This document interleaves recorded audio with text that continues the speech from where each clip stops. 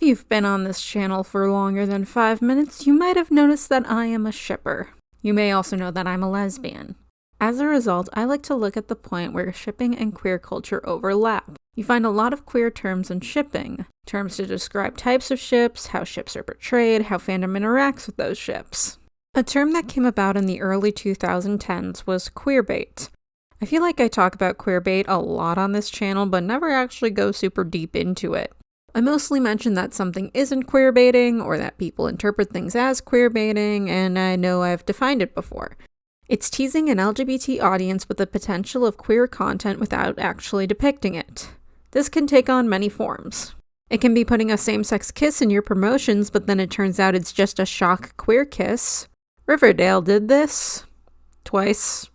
Another way is to promote a canon queer couple and only to have their depiction in the show be minimal. 911 Lone Star is great at this, and not just with queer rep. Many people point to Qu33rbait as an example of this, but I feel like that's more bury your gays, but then again I never looked at the 100 promos, and I still haven't even watched the show. A frustrating way is to occasionally hint that certain characters are queer without actually going through with it, most commonly known as ambiguously gay or bi. See every TV show I watch for an example. And the final way is when show creators become aware of a ship between two characters and start to hint at it, but don't actually plan to make it canon. Not every single ship tease is just for baiting though. 1 or 2 comments aren't going to make it queerbait. Here's what doesn't qualify as queerbait. Actors and writers answering questions at cons. Just because a fan asks a question about their ship and the people give an answer doesn't mean it's baiting. Your headcanon not being real. Look, sometimes the creators never tease that a character might be queer, but people still end up with queer headcanons for that character. Just because they don't happen doesn't mean it was baiting. The actors having chemistry. Lots of actors have chemistry, doesn't mean it's baiting if they continue to do so and the writing doesn't do anything with it. And finally, a ship not becoming canon. A ship not becoming canon doesn't automatically mean that it is queerbait. Sometimes it was just a ship. But how do we know when it's just a ship? When they're not explicitly trying to bait us? Well, let's try and figure it out. Part 1. How creators react. When creators find out that there is a big popular ship in the fandom, it can end up manifesting in the future work in a variety of ways. The least common is to separate the characters. The biggest example of this is in Deep Space Nine when the network got letters from fans who wanted Garrick and Bashir to become a couple.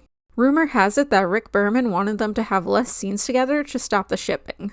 Agent Carter is another example of this. Peggy becomes friends with Angie in the first season of the show, and the two were instantly shipped by fans, gaining some quick popularity. The creators were aware of this and apparently even considered having Angie be Peggy's love interest in the second season. But Angie ends up only appearing in a dream sequence and Peggy's in a love triangle. I like to call this reverse queerbaiting. Like, they know the audience ships them, and instead of realizing that they could get viewers with it, they decide that it's not worth the speculation or even the idea of it. Sometimes producers and creators are just scared of the gay, so they stop before Twitter gets a chance to yell at them.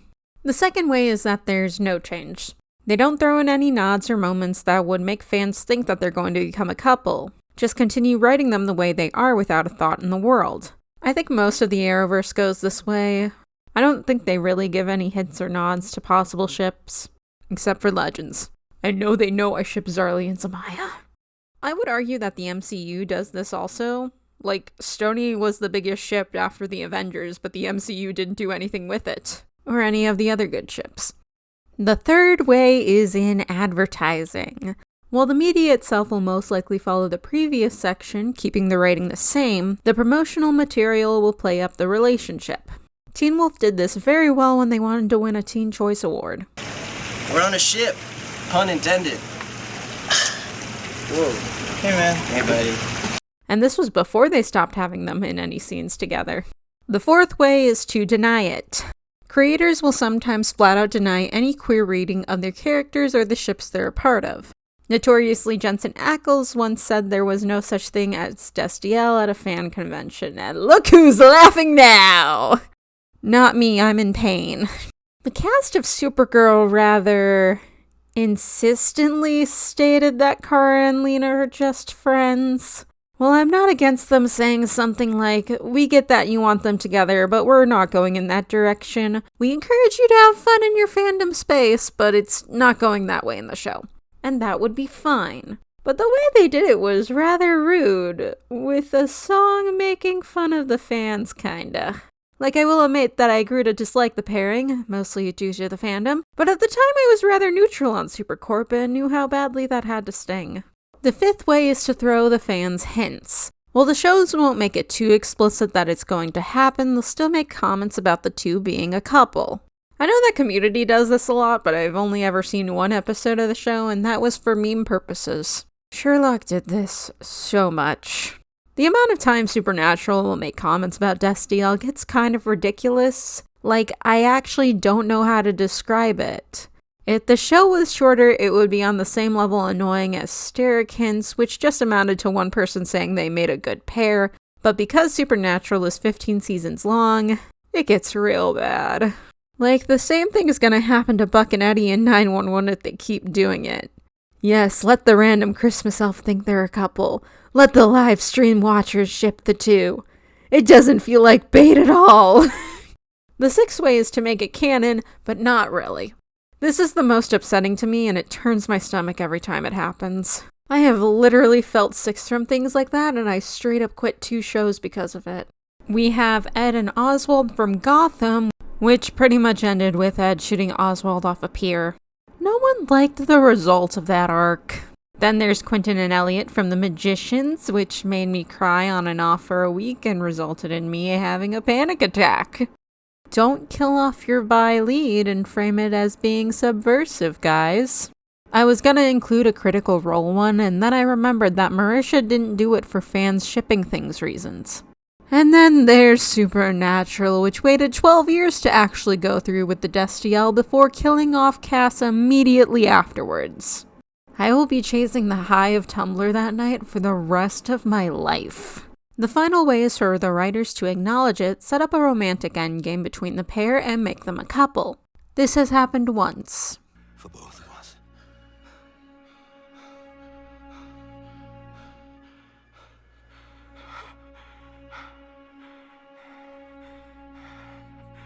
It's beautiful. Look, is the relationship between a cannibal and his gaslighting victim the peak of representation? No. Is it wildly interesting and fun to watch? Oh fuck yeah! This shit's the reason that I want to create. Fans started shipping the two from their first interaction. Brian Fuller found out about this, and by season 3 it was gonna be the endgame. And it was. The problem is that the show got cancelled and we don't get to see more of them. That's on NBC though. Netflix pick up Hannibal season 4 when? For most ships, creators will respond to the fandom with a combo of the 7. The Magicians made Quelliot canon while also using their Twitter to advertise their support of the pairing. Sherlock had many comments about how John and Sherlock are a couple, while also stating in interviews that they're never going to be one. The writing of Marvel stayed consistently inconsistent, while also having a bunch of talk shows showing them random fan art of their ships. That's it. Do you know what I'm saying? Stressful. What I'm saying is, I know it's tough being number 9. These aren't all inherently bad, except the fan art one. Sometimes it's just creators wanting to engage with their fans, and other times it's just taking them where the story takes them. Just because it doesn't lead to fully canon ships doesn't mean that they're trying to be mean. Part 2. When is it just a ship? This is the part where I tell you all what ships I believe are just the writers writing a script. They're not actively trying to queerbait you and are just writing how they normally would. This doesn't mean that your ship didn't have the potential to become canon, it's just that the writers didn't see that potential and stuck to writing it the way they did before. Now when I talk about these ships, I need you all to know something. I'm not dissing your ship. None of this is to say that your ship is bad, most of these are fine ships. It's just that none of these ships are what I consider queerbait. I'm going to talk about ships that people have called queerbait in the past, so you're not just going to get my random DuckTale ships on here or something. I'm also leaving off anime.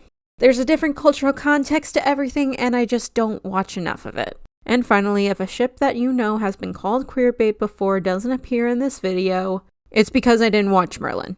I have to acknowledge that. I didn't watch Merlin. I haven't watched a bunch of other stuff. Like, that's just it. That's just the answer. It's not on here because I didn't watch it. Alright, time to unlock some Voltron-based trauma.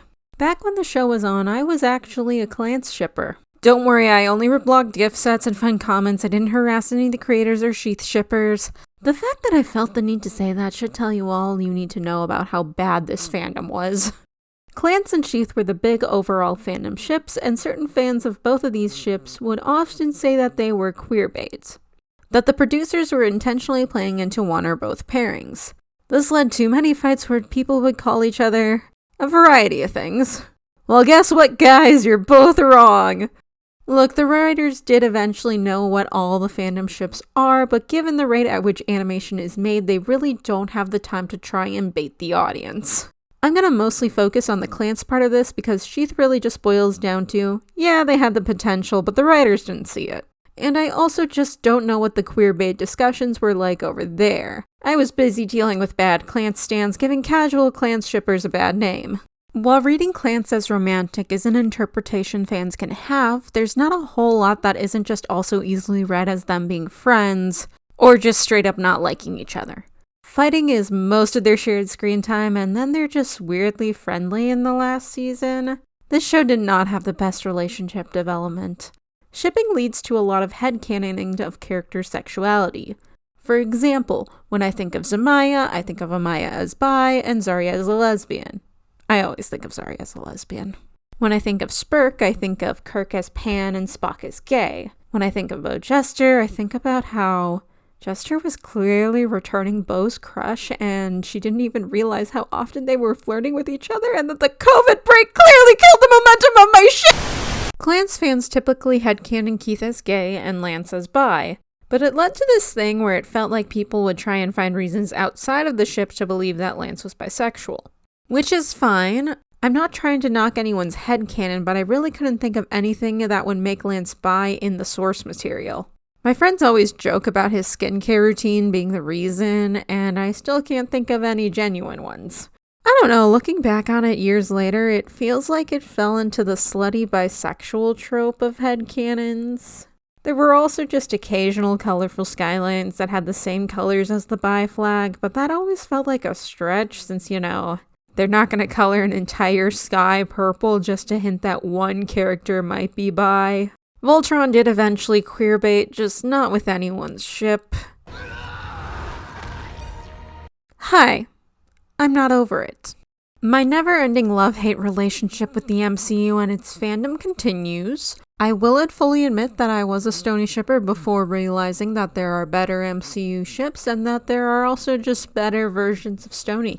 But I'm not talking about my ship. I'm talking about everyone else's favorite white boy and one of the blonde-haired, blue-eyed Chris's ship. No, not that one. What is wrong with people? Nothing about Stucky is really that bad or complicated. It's a simple ship. Classic childhood friends trope, which really isn't my thing, but I get why you all like it. I don't get why there's as much fanfiction as there is when Sam Wilson is right there, but still I get it. However, I can't help but side-eye people who call this ship queerbait. I really don't know what they're talking about when they say that. I'm just kind of baffled. I rewatched all the Captain America movies recently, and I'm still trying to figure out what they mean. The best way I can explain my confusion is that I don't know how else the writers would have written them if they weren't best friends. I need someone to tell me how they would have written the movies if they weren't friends. Like, if I woke up and found out that everyone I ever knew was dead and then found out my best friend was alive but she didn't remember me, I would fight like hell to get her to remember me and protect her from anyone who would try and hurt her. I went through some traumatic shit and she doesn't know the lesbian highs of Jennifer's body yet. I need to show that to her. Don't worry, this isn't all just white dudes that Tumblr was obsessed with, so let's talk about Once Upon a Time, the fanfiction that could have been much gayer. I feel like I'm already contradicting myself with this intro. A lot of people, mostly my fellow Willowa, consider the relationship between Emma and Regina queerbaiting. I've always questioned why this is. Like, I get why you all shipped it so much, but I really didn't ship it due to the fact that Regina was kind of annoying. And that she's a rapist. She's a rapist, guys. Why am I the only one that ever remembers that? Anyways, I just really don't get how this is queerbaiting. Yes, the actresses have a ton of chemistry, but really that's on them. It doesn't mean that the writers are intentionally writing them to be romantic just to bait fans. Trust me, they'd have done a much worse job with the relationship if they were. I honestly think most people accuse it of queerbait because of the two moms thing. I don't know how it would play if one of them were a man because the show would be so fundamentally different. Maybe they would have gotten together, but who knows. And the final one we're going to talk about is the ship where a shipper called me a self-hating lesbian for not shipping it. Which, self-hating lesbians are the ones that consider Kylo Ren a misunderstood baby. Get it right, dumbass. Supergirl is a good show. Not great. It's fine. I enjoy it enough. The big ship starting in season 2 was Kara and Lena, which I don't think would have gotten as much of a jump if a bunch of Willowa didn't also hear about Alex's coming out story. I have legit memories of Willowa saying they were following lesbians from show to show, and that's how they got there. I just really don't get this one. I get that everyone ships it. I get why people ship it most of the time, but the whole thing is rather... If anything, it feels more anti-queerbait. Oh, you like this ship? Well, we're gonna make sure both women constantly have love interest and none of them will make sense or be comic book accurate. Like, at least Arrow tried with Laurel. No, I'm not salty about one of my comic OTPs not happening in the adaptation. What are you talking about? I don't really ever see them as baiting the audience. They talk about it enough that you know it's an important relationship, but I don't know what about it that doesn't feel like queerbait to me. And doing research into what about it makes it queerbait makes my head hurt. Like where? Why? Ah! So what makes it just a ship? The writing. Look, the actors can have as much chemistry as possible, but if the writers aren't going in that direction, it's not going to happen. I think with these ships, people saw chemistry and took it to mean something more. Which isn't bad, I do it all the time. Spock and Kirk were in love, I just know it. I think sometimes we all need to take a step back from our ships and determine whether or not our perspectives are actually what's going on in the narrative. Look at the writing and not just the actors. What is happening in the narrative level of the scene? Part 3. The will they, won't they. These are the ships that are in a weird, nebulous zone. You can't really tell if you've been queerbaited or not.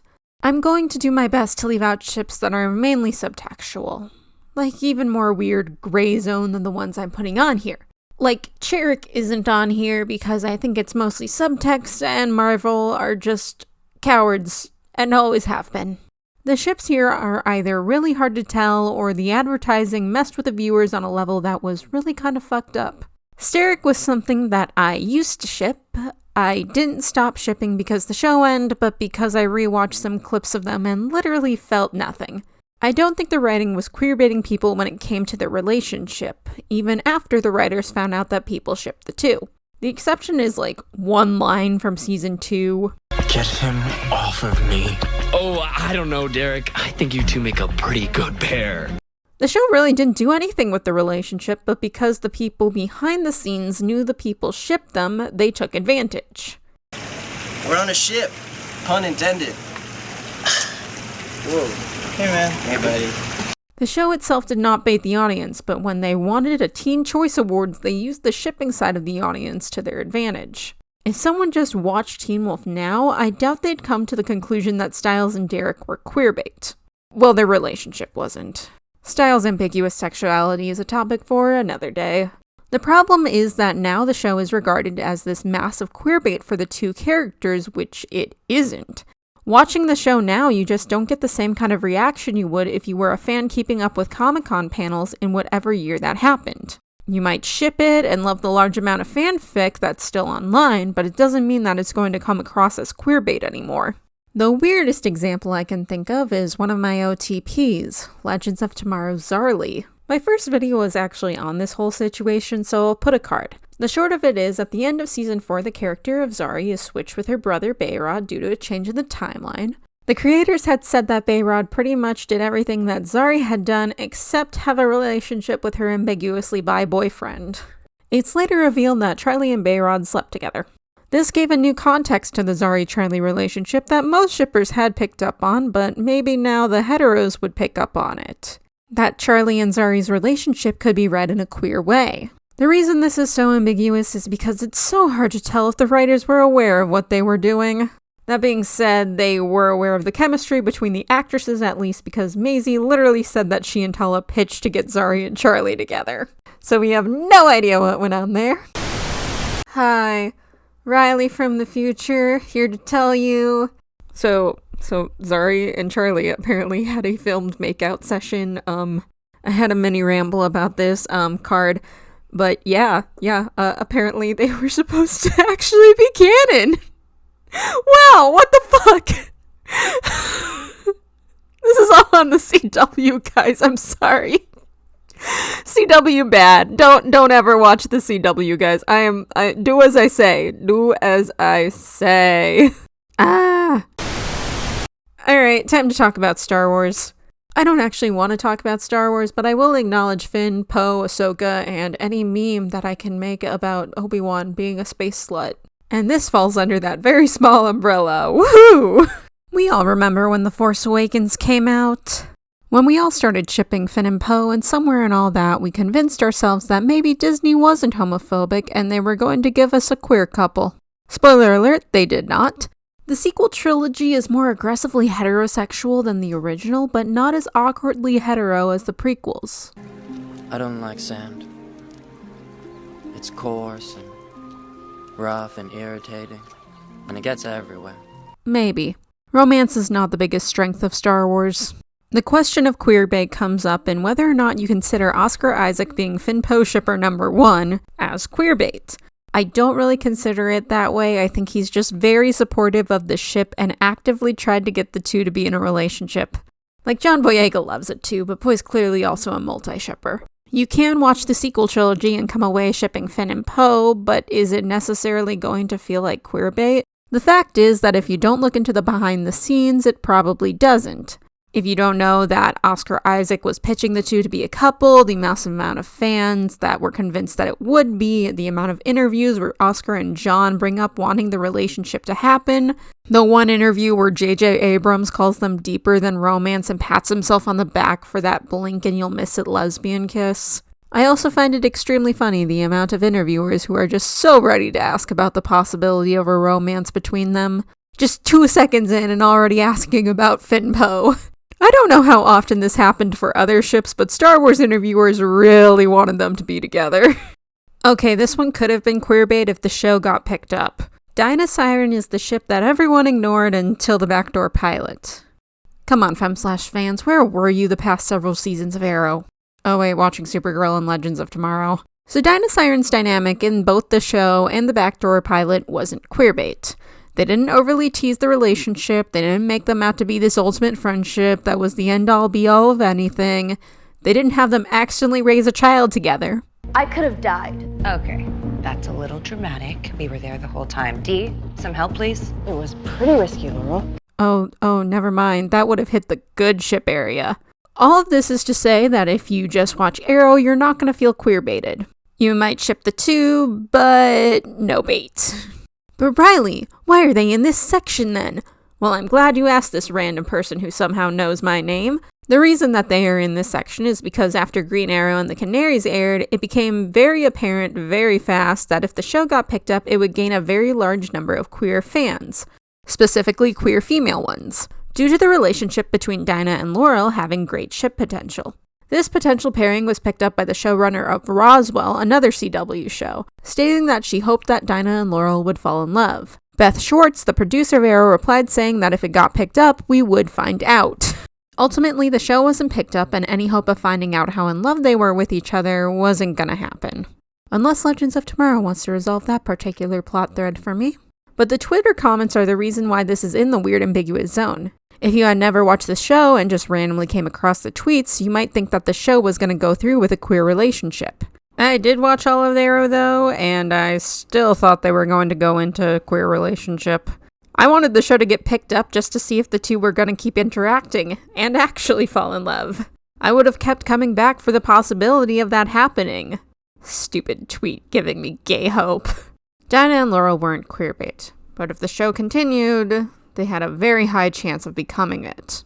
The final ambiguous queerbait is one that has split fans down the middle. Although their ship name is Buddy, I like to call them the new Destiel, because everyone is crazy, but they're also right. Also, it takes up a good majority of the fan base. Buck and Eddie are shipped by most 911 fans who are at least familiar with transformative fandom. Although, according to some people, if you show random clips of them to people who have never seen 911, they'll assume they're a couple. Someone show a non-fan the season 3 Christmas episode and then get back to me on that. Buck and Eddie aren't a wait a few episodes and then you start shipping them kind of ship. They're a Eddie is literally introduced from Buck's perspective, shirtless as what a man plays in the background kind of ship. I'm waiting for the hetero explanation for this, but that's beside the point. The ship took off fast. Apparently so fast that by the time they were either writing or shooting the season 2 Christmas episode, they gave shippers a wink in the form of a Santa's village elf mistaking the two for a couple. And then again, when a bunch of viewers on an Instagram Live were saying they would make a cute couple. I just want the 911 writers to know that if they make a lot of these wink wink nudge nudge moments, the audience is going to start expecting things. There's a reason Destiel fandom was the way it was. So some random nods to the audience aren't queerbait, and most of the scenes can be interpreted either way. Except for this one. Well, I'd still take you. You think so? No. You want to go for the title? Why was that so sexual? It does have the potential to become queerbait though, even if the fanbase has determined their stance already. And by that I mean half the Buddy fans think it's queerbait and the other half don't. And even then those halves are split because they can't agree on why it is or isn't queerbait. Fans that don't think it's queerbait are split between those who just think it's a ship and are just having fun with it.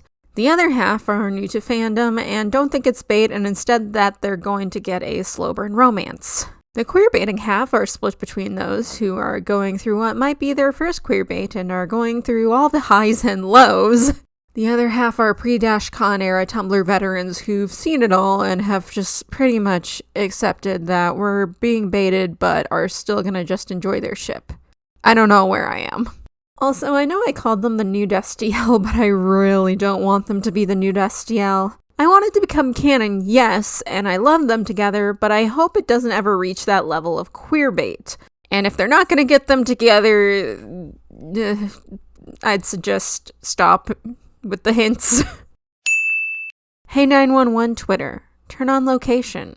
I just want to talk. How do you know when it's in this weird zone and not either queerbait or just a ship?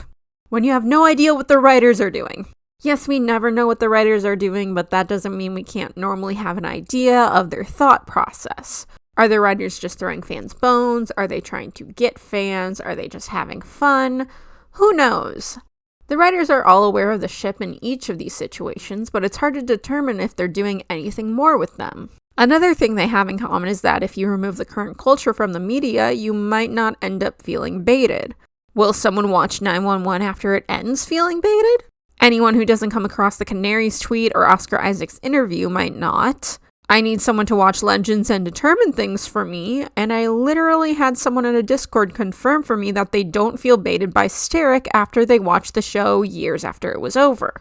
That sounds like a lie, but like it legitimately happened. I was talking about queerbait in it, and they were like, yeah, I don't feel queerbaited by Steric, I guess because I watched it years later, and I'm like, wow, thank you. Thank you for proving my point.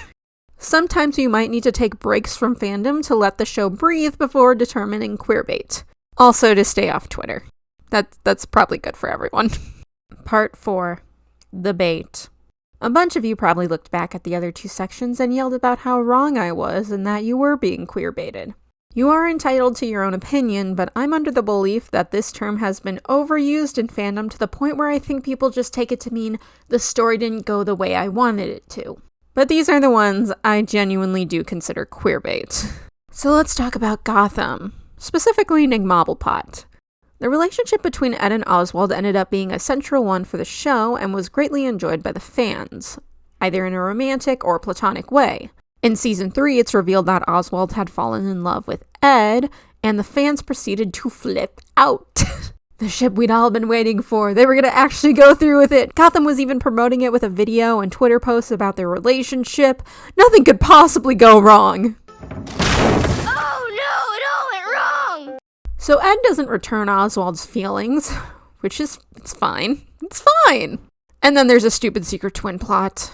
Media Buzzkill did a really good video essay on this storyline and other ways in which Gotham was homophobic, so I'll card it for you guys to look at.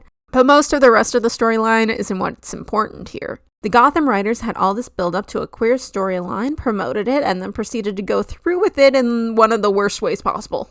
Literally having them try to kill each other, and then after season 3, never acknowledging the queer part of their relationship. Literally nothing. There was also a no homo or brothers moment that was added on set that day that the scriptwriter did not include.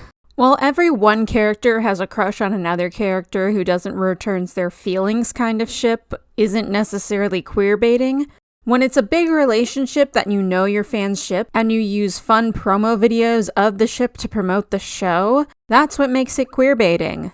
I found out about Oswald having feelings for Ed and got so excited that I actually started the show. All that brought me was disappointment. Actually, the show was kind of bonkers, and I still love it a little bit, but this stuff still bothered me all the way to the very end. This wasn't the first time I jumped on a show for queer potential. I didn't start Teen Wolf because of Steric, but I did start watching because of the scene where it looks like Styles is having a bi-realization. So stuff like this does bring people in, even if it's just spread around by other fans. Okay, so this next one is actually really hard to talk about. I had a panic attack and was crying on and off for a week after I watched it 2 years ago, and it still hurts to just watch clips from the show. The Magicians is a great example of how to lose your audience in 3 episodes, but we're not here for that. We're here to talk about the relationship between Quentin and Elliot. For the first 2 seasons, Quentin and Elliot are just friends featuring an emotionally drunk hookup. And by that I mean they were drunk on emotions. This show was kind of weird. In the 3rd season, the main characters are on a quest to bring back magic, and at one point, Quentin and Elliot end up going back in time to get one of the keys to do so. During this episode, they live a whole life, which includes them falling in love and raising a son together. The timeline gets undone, but they end up regaining the memories of the other life. It's then not acknowledged for the rest of the season. At the end of the season, they bring back magic, but Elliot gets possessed by a monster, and season 4 is really complicated and stupid, but the point is there's an episode where we see inside of Elliot's head as he's trapped by the monster. He discovers that in order to break through for a few moments to let the others know he's alive, he has to go through his worst memory. Elliot has a hard time figuring out which memory this is, but he eventually finds it. Jump back to when they got the memories from the other timeline. It turns out that Quentin wanted to give a relationship between the two of them a chance, but Elliot rejected him out of fear. Elliot confronts himself on this and says that he's going to get out of his mind for Q. The door is open and Elliot is able to tell Q that he's alive. So the audience expects something out of all of this. Something big. They expect Quentin to save Elliot and for them to talk about their relationship. That's what the audience wants and expects from the finale. This is the building blocks of storytelling. It's a simple setup and payoff. Also, after this episode, the official Magician's Twitter posted their own Quelliot AMV. Sci-Fi had also previously posted a recap stating that they shipped Quelliot. There were a lot of interviews about this relationship. And then when the season 4 finale aired, it went from canonizing a well-written love story to queerbait. Quentin dies destroying the monster that possessed Elliot. So not only is it bait, it's bury your gaze. Now the latter already would have been bad, but the extra promotional material made it queerbait. The promise of a sweet but complicated queer love story that the writers were in full support of. It made a lot of people happy. Most of the Magician's audience were queer people, and we loved seeing ourselves be seen and supported in a series that we loved. But showing us being killed off wasn't what we wanted.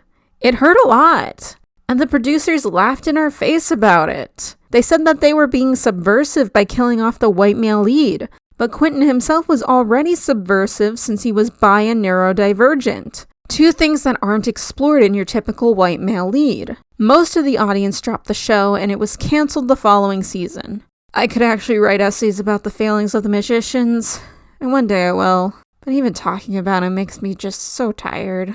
It's time for the moment you've been waiting for.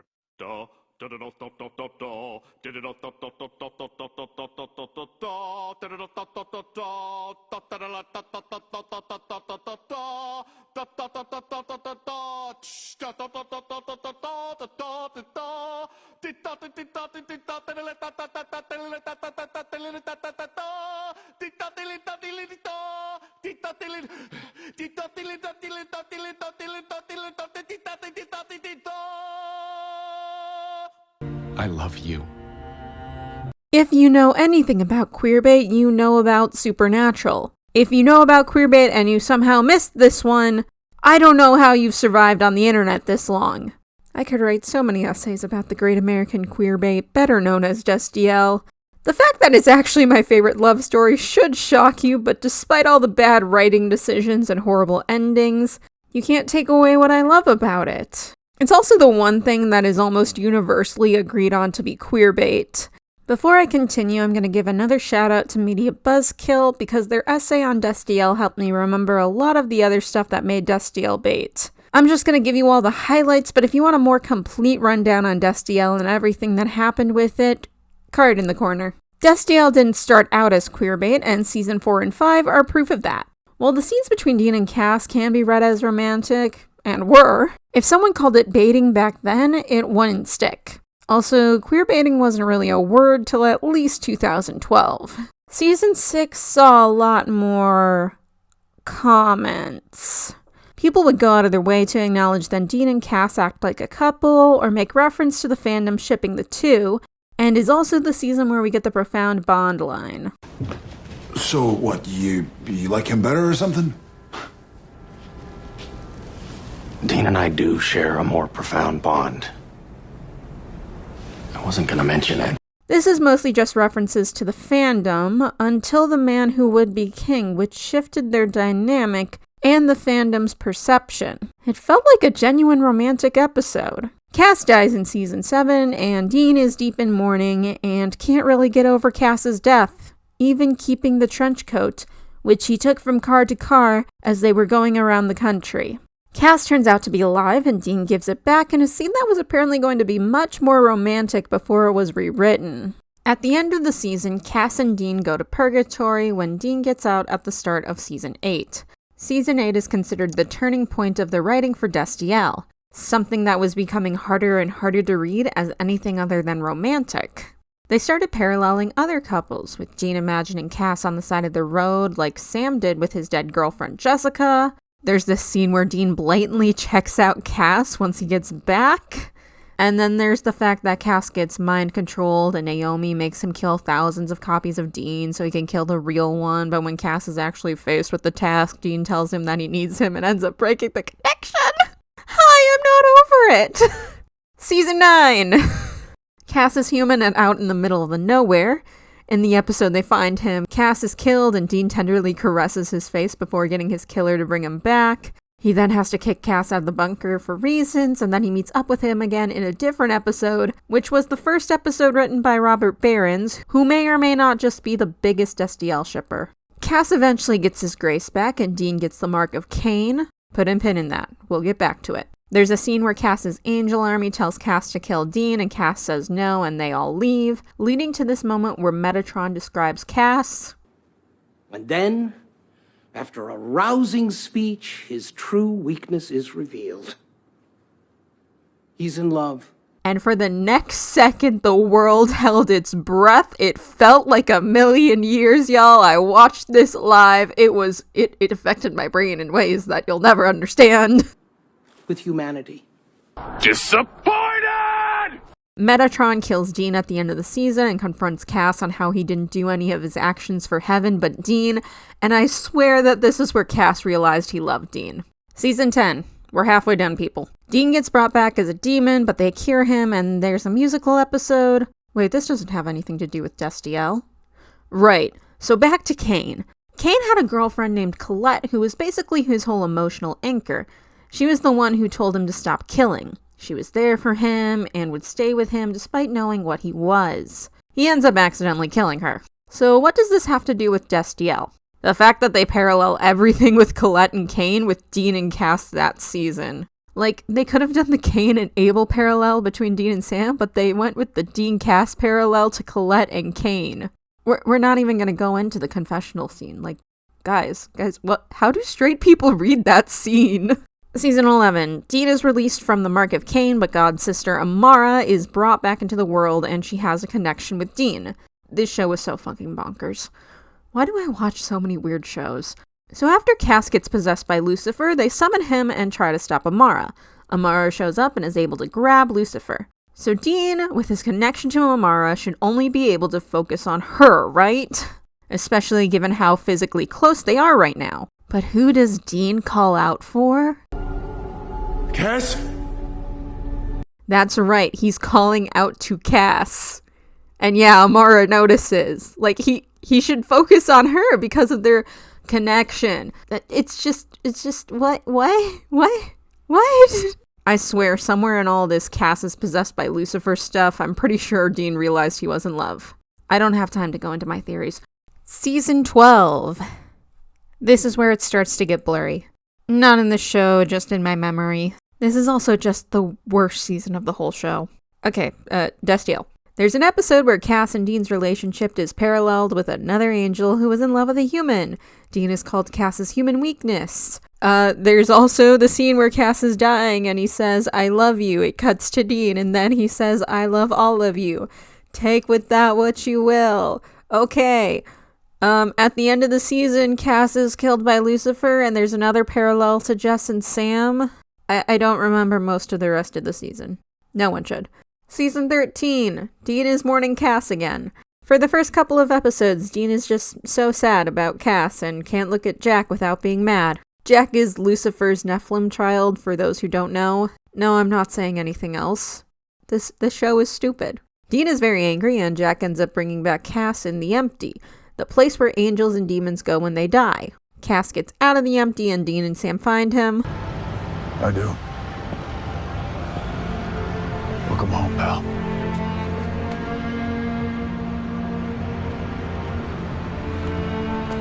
That could have been a kiss. It so could have been a kiss. They just should have kissed. Anyway, Dean is a lot less angry now. He's happy and considers getting Cass back a big win. Season 14. I literally don't remember most of this season. There was some plot about an alternate universe Michael taking over Dean, I think. Jack dies at one point. Okay, so this is the thing I want to talk about. Jack dies at one point. This is relevant to the next season. I'm gonna need it to explain parts of the next season. Okay, so then Cass makes a deal with the Empty to save Jack. Cass will go with the Empty, but the Empty only wants Cass when he allows himself to be at his happiest. That's when it'll take him. And all the fans are wondering, what could that be? Well, guess what? Season 15's gonna answer that question. You might like the answer, who knows? Season 15, the queerbait to bury your gaze speedrun. There's a lot more Destiel stuff in this season, but just like the show, I'm gonna speedrun to the confession scene. So Death is about to kill Dean when Cass realizes that he can summon the Empty, so he does in a big speech and confesses his love for Dean, which summons it, because saying he's in love with Dean is his true happiness. You know, not Dean being in love with him, just saying it out loud. So the Empty takes him and he dies. We don't know how Dean feels, and because Supernatural is bad, this is how Destiel ends. This is what broke me in 2020, y'all. So, like, queerbaiting isn't meant to last 12 seasons. It was just too much for people not to expect things. The thing that makes Destiel queerbait is that even with all the denials by the actors and other behind-the-scenes people, it was just written like a romance to draw people in who wanted a queer relationship. There were just so many people who stuck with this show to see if they would finally go through with it. And even when people quit the show, if they're like me, they would have stopped at season 12. But then also constantly checked back to see if it was canon in any way. Constantly getting disappointed that it wasn't. But yeah, that ending is just... it's a lot. I'm tired, y'all. I'm so tired. Destiel keeps trending on Tumblr and I'm so tired. Okay, I'm done. I'm done with Destiel right now. So how do we know when it's bait? It's actually a lot harder than you think. While all three are bait, they became bait at different points in their development. Quelliot wasn't considered queerbait till Quentin died. Gotham was speculated to be queerbait at the end of the episode before Oswald said his feelings out loud, but then was decided not to be bait when he said them. Then was back to being bait when the rest of the dumb storyline played out. God. And Destiel took a long while to be considered bait. I've said bait so much. Like I said, it wasn't an automatic, oh, they're gonna bait us with the possibility of a queer relationship. It took years. I say it was seasons 9 and 10 that started the conversation, and then season 11 really felt like when it was almost universally declared bait. Either way, it takes time. It takes more than 5 minutes for a ship to turn into bait. You can't just get a ship and automatically say, hey, I'm being queerbaited. It takes time for networks to realize they have a possible way of getting a new audience while also living in fear that they're going to lose their conservative audience. Because that's the reason they won't go through with some of these conservative audiences. I don't know about the magicians, though. That was just the writers being stupid. Like, so stupid. Like, who thought of that? That was just dumb. Part 5. Why I brought you here. So I bet you're all wondering, or at least some of you are all wondering, why I wanted to make this now. Am I just not over Destiel? Well, yeah, but that's not the reason. Hello, girl, kick your ass. The Falcon and the Winter Soldier will be coming to Disney Plus soon, which will follow Sam and Bucky post-Endgame. After every trailer, more and more people started to ship Sam-Bucky. There's also been an influx of comments saying that they're going to be baited or that Sam and Bucky are queerbait. But that's just straight up not the case. As much as I ship Sam and Bucky, I also recognize that's just how I read the relationship. Do Stucky have chemistry? Yes. Do Sam and Bucky bicker like an old married couple? Yes. Does my Destiel brain immediately tell me that constant staring means that they're in love? Of fucking course. But it's all just shipping right now. We're having fun. We're having headcanons and writing fics. Right now it's nothing more than that, but people constantly screaming queerbait because of some fun snippets from the show just confuse people as to what queerbait is. Also, if anyone says that them using the Sam-Bucky dynamic to promote the show is queerbait, the show is literally called The Falcon and the Winter Soldier. What else are they going to use to promote it? At the end of the day, what I'm saying is that sometimes we need to take a step back from our ships, especially when we have big emotional responses to things. Things happen fast, and our first instinct is that the emotion was right. So yelling that you were queerbaited when your ship doesn't become canon might just be your emotions taking over. Take a step back, breathe, and re-examine whether or not you were actually baited. Sometimes we get so wrapped up in the potential and the fan fiction that we forget the canon right in front of us. Our ships aren't always going to be canon, and that's okay. The writers don't do anything with that potential, and that's okay. It sucks, but it's okay. We just need to take a moment and pick the words that actually apply to these situations. Not everything is queerbait. Sometimes it's just a ship. Thank you all for watching. This was something I've been thinking about for a while, but all the Sam Bucky is queerbait stuff really made me put it down to paper. I definitely want to examine the other kinds of queerbait and plan to do so in the future. What's a ship that everyone says is queerbait but you don't think it is? What ships do you still have hope for? And can you explain to me why certain people consider the ships I don't consider queerbait as queerbait? Leave your answers in the comments down below. Keep it nice, guys. This has all been my opinion, and I hope I will see you all next time.